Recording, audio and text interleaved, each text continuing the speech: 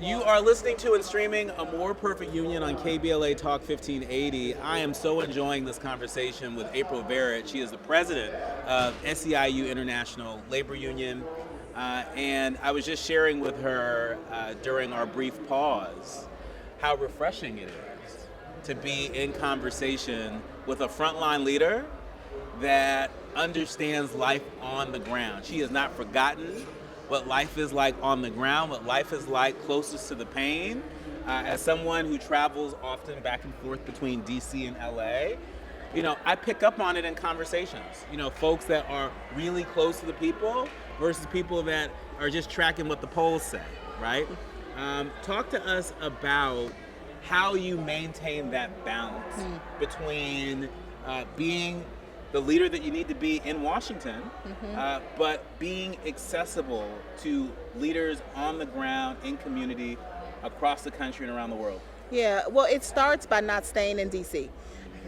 Amen. I am there as much as I need to be there to do my job and to do it well. But when I get to be in Los Angeles and in Oakland and in Sacramento and in Humboldt and in all of the places where our members call home, and not just in California, but I go to New York and Boston and Chicago and Detroit and Atlanta and Durham, right? The places where people actually live and work. Not that they don't do that in DC, but being in community, being in proximity to our members, to their struggle, walking a day in the shoes of our members when I can. And I drive my staff a little bit crazy, because as long as somebody want to hug, want a picture, want to talk about what's going on in their lives, I'm going to make the time to do that.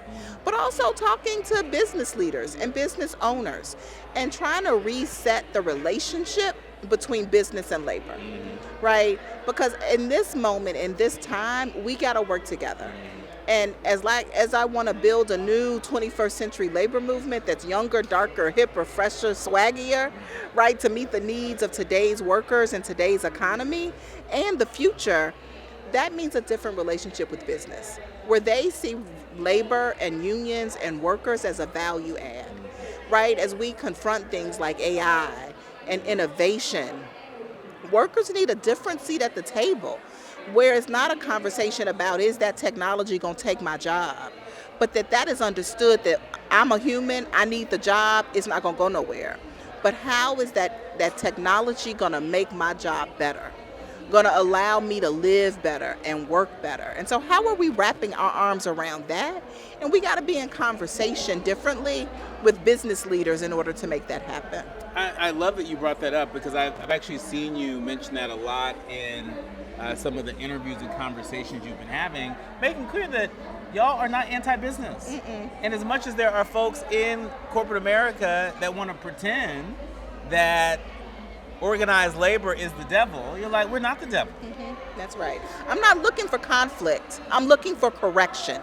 I am looking to correct generational poverty. I'm looking to correct economic exploitation and the perpetuation of it.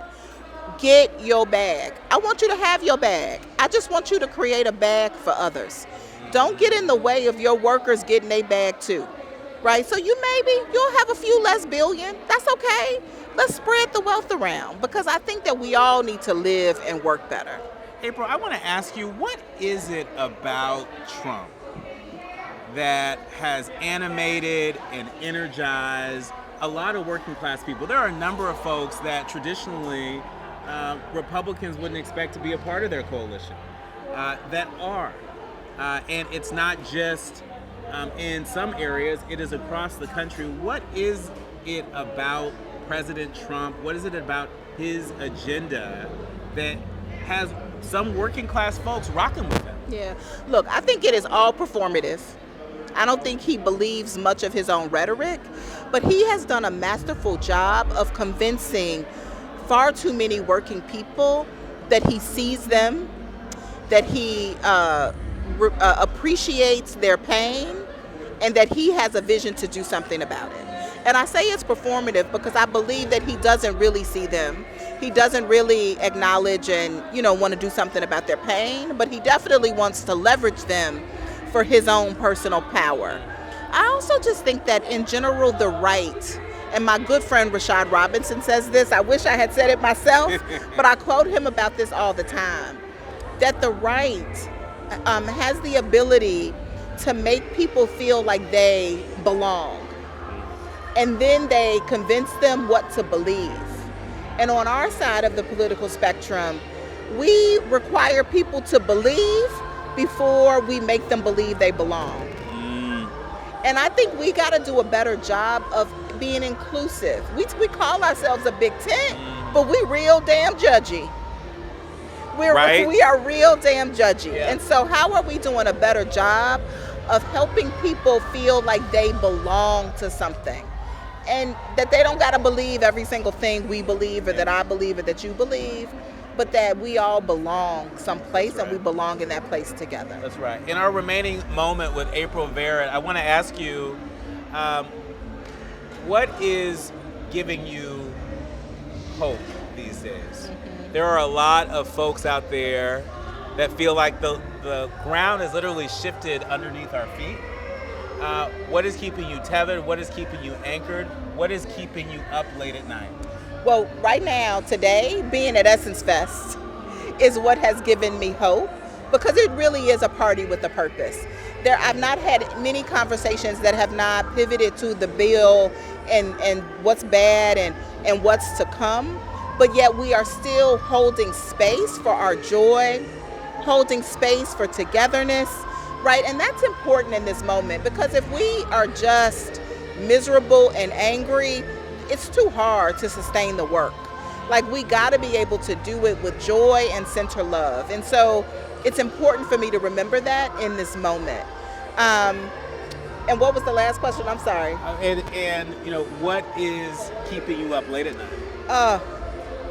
I mean, thinking about those babies that's not going to have health insurance and that's not going to have lunch at school really is keeping me up at night. Thinking about our seniors and people living with disabilities who rely on health care, about our members who are going to be impacted, about the hospitals and nursing homes in community that are going to close, and the pain that far too many people are going to feel over the next few years. But I am hopeful that we are able to turn that pain into purpose and into power. Well, I am more hopeful because of this conversation. It has been a joy to be in conversation with my sister, our sister, April Verrett. She is the president of SEIU International. She is on her job while we are on assignment here at the Essence Festival of Culture. Thank you, April. Thank you. Let's go get it, LA.